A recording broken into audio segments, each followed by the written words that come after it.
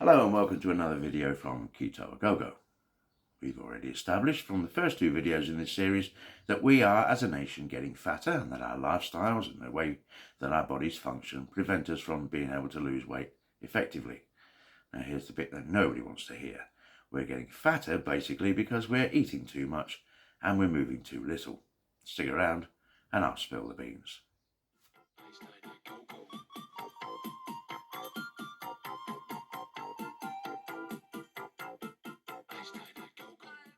The Office of National Statistics suggests that the average man consumes 3,000 calories a day. The average man believes that they only consume 2,000. The average woman says that they eat 1,500 and actually they're consuming 2,500. Each is underestimating by 1,000 calories a day, which is equivalent to about 1.75 pounds a week of weight increase. Of course, we diet and we exercise furiously to try and hold back the tide of obesity, but we also overestimate the effect of that exercise. For instance, quiz time. Using a rowing machine for 30 minutes, like you're in the boat race, burns how many calories? 30 minutes, remember. Answer now, remember your answer. Using an exercise bike and being Bradley Wiggins for 30 minutes burns how many calories? Answer now, remember your answer. Jogging on a treadmill like Mo Farah for 30 minutes burns how many calories? Answer now and remember your answer. Okay, here comes the bad news. Pretty much all of them burn between 300 and 400 calories for a half-hour session. So if you're overeating to the tune of 7,000 calories a week, you need to be exercising for around 10 hours at full pelt each week just to stay still. And not many of us honestly do that, gym membership or not. But even for those that exceed the 10 hours, somehow the weight still doesn't come off. Now, why is that? Well, it's because we rely on people like the NHS to tell us how to fuel our bodies. And they tell us to eat loads of pasta, loads of spuds, and loads of rice. Starchy carbohydrates. Overeating as we do and following the carb-heavy advice we're given, the NHS diet will provoke even greater insulin spikes. And as we know, insulin locks away excess glucose in fat cells. So insulin is then preventing that glucose from being accessed by the body.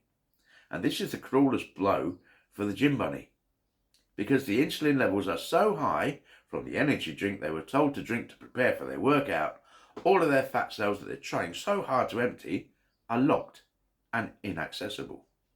So all they do is sweat, and sweating looks spectacular, but it achieves very little. And because the likes of Coca-Cola and Lucozade and Red Bull tell us we need to replenish all these lost salts and minerals by drinking their products, which raise blood sugar and provoke insulin spikes and keep the fat cells locked, which causes energy shortages from which cravings develop for quick energy, and that energy comes in the form of sugar. So, we know that we're getting fatter because we're overeating. We know that the overeating creates insulin spikes which prevent weight loss. So, how can we lose weight? How can we get rid of the fat? The answer is, and a lot of us are not going to like this, eat less and move more. Now, what we're trying to do is to reduce the production of insulin to an absolute minimum. Remember that insulin itself is not the enemy, although it stops us from losing weight. The food, and particularly the carbohydrates, and particularly the processed food high in added sugars, is the enemy.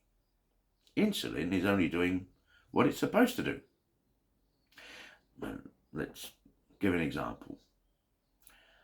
You have approximately 4.5 litres of blood, or around 1 gallon. It's proportionally more if you're overweight, and FYI, you can assume that 8% of your body weight is made up of blood. So here's a question. How much sugar should be in that 1 gallon of blood? 1 gallon of blood, half a bucket full. Believe it or not, the answer is 1 teaspoonful. At any one time, 1 teaspoonful of sugar should be in that blood. That's all. And that's continually topped up as it's used, more so if we exercise at all, but generally we fuel our bodies with around about a teaspoonful every 15 to 20 minutes. Now, assuming we need 2,500 calories a day, that's 100 per hour, more or less, which is around 3 to 4 teaspoons of sugar, or the caloric equivalent anyway, in glucose. Now, here's another question. How many teaspoons of sugar are there in 1 can of Coke? The answer is around 9. In Red Bull, there are 13. Bigger can, I suppose so. But 1 can of Coke takes around 10 minutes to drink, and the inflow of sugar from that is about enough to power the body for an hour and a half. But too much sugar in the blood at any one time is extremely dangerous and will kill you.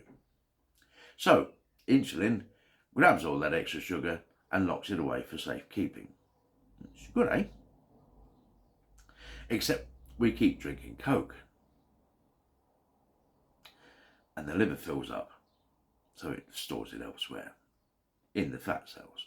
It's unfair to blame the Actually, no, it isn't unfair to blame the Coca-Cola Corporation.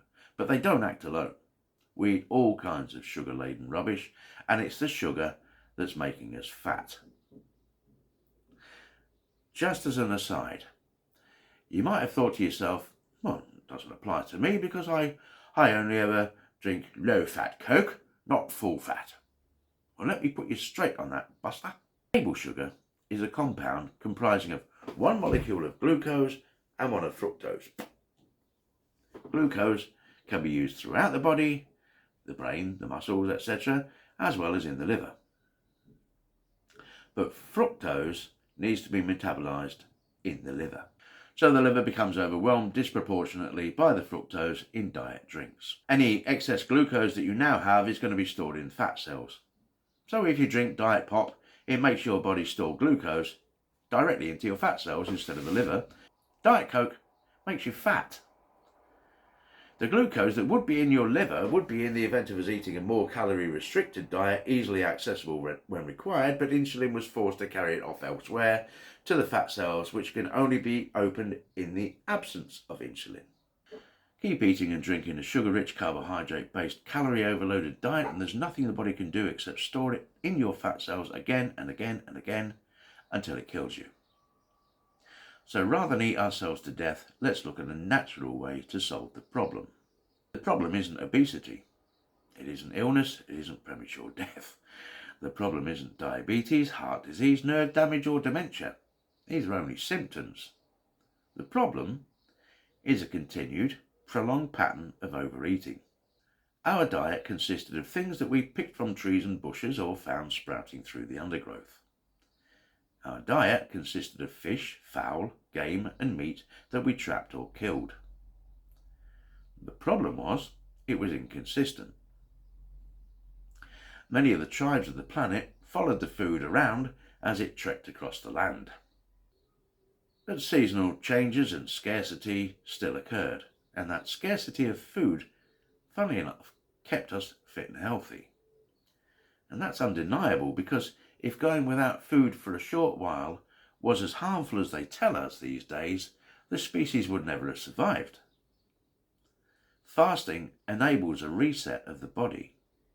Incredible things happen to us when we take ourselves away from the conveyor belt of food that's aimed at our cake holes. Our skin, hair and nails improve. Our gut biome resets.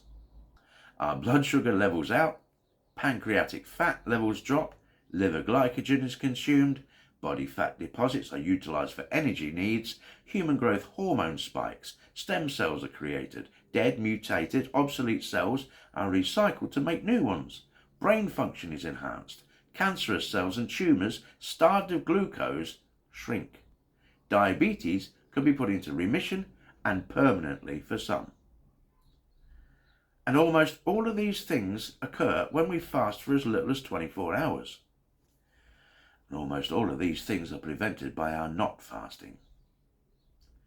First of all, we need to free ourselves from decades of brainwashing. The truth is, for most of us, 2,000 or 2,500 calories a day is far too much. And if we are overweight, and why else would you be watching this?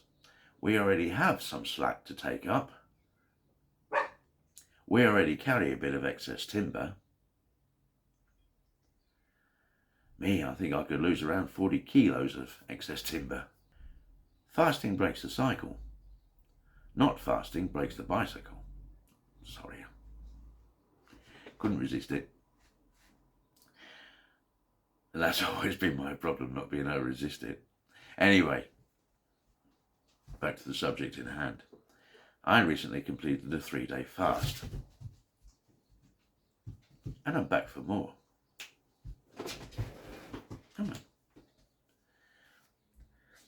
And one of the channel subscribers has decided to join in. Her name is Debbie, and we'll be making a video via Zoom very soon, during which I will try to answer any questions about what she's going to go through on her 3-day fast. Perhaps you might like to give it a go. You should speak with your doctor or some medical professional if your GP is too busy painting his villa in the Algarve to assist. I am, and I need to stress this, a taxi driver, and I am in no way qualified to tell you what to do. My channel should not be used instead of medical advice. I clearly am learning as I go along. But all that said, fasting for a few days is not going to kill you, and it will give you a real sense of well-being. You won't feel anything like as hungry as you might imagine either. Otherwise I wouldn't do it again, would I? It's almost as if they've been lying to you all along. At the end of the fast, I will have 24 hours where I'm allowed to eat whatever I like, but bear in mind that after 3 days of eating nothing, both the appetite and capacity for eating are diminished. And after that, I'll be following an OMAD diet, by which I mean 1 meal a day. From 1 p.m. until 5 p.m, I will be allowed to eat a substantial meal, with an effort to minimise starchy carbs and a prohibition on processed foods. Just a really healthy mixture of protein, fat, leafy vegetables, and plenty of it. I have 4 hours each day to prepare it and eat it, and then that's it for another day. And this isn't a fad, it's a lifestyle, and it's proven to provide the maximum window for the body to burn its fat reserves and allow the body to heal itself. And I'm hoping that by decreasing my fat levels in my pancreas, that it can recover and begin to produce viable insulin at normal levels, and thereby curing my diabetes. You'll note that I said cure, not put into remission. I am, as always, particularly interested in what you have to say about this video. Please, if you would, take the time to give it a thumbs up, if only to encourage myself and Debbie, and also to ask any questions that you may have. I'll try to answer them, or I'll do some research and hopefully then be able to reply. Thanks for listening. Take care. Bye-bye.